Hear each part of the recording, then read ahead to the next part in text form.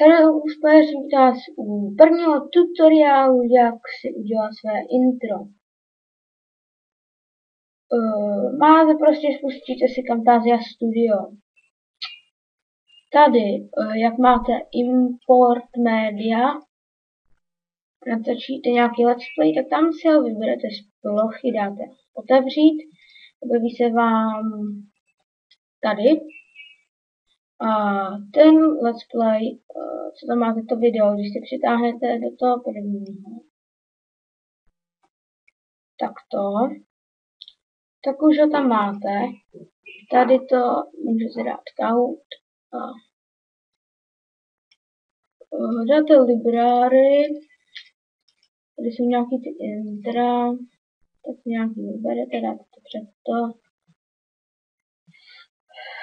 Tohle je muzika, tak už in, tak dáte, teď mi to seklo, jej, to není pravda, zrovna když natáčím, tak za chvíli jsem zpátky, počkej.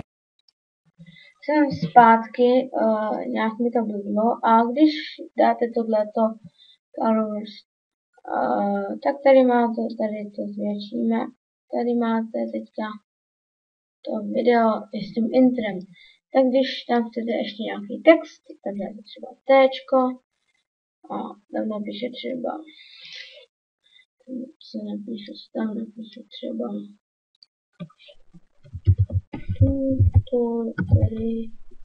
tutoriál. Dám tam, mám tam napíše tutoriál. A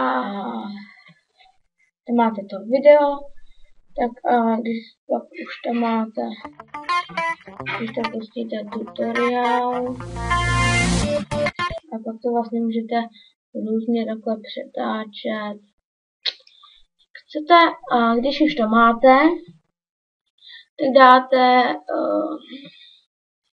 jo, ještě tohleto, tam dám třeba tohle, nebo prostě co chcete, sem dejte, nebo tohle, a nejme to, že tohle, ale tady se to vlastně pustíte. No tak, no tak tady si můžete pak spustit, jak chcete to popnout.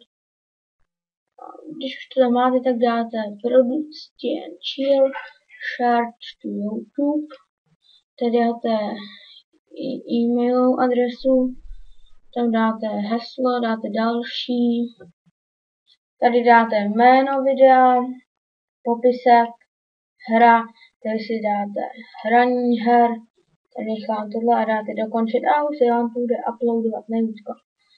No a tohle to je z tohoto tutoriálu vše a mějte se fanfárově, ahoj!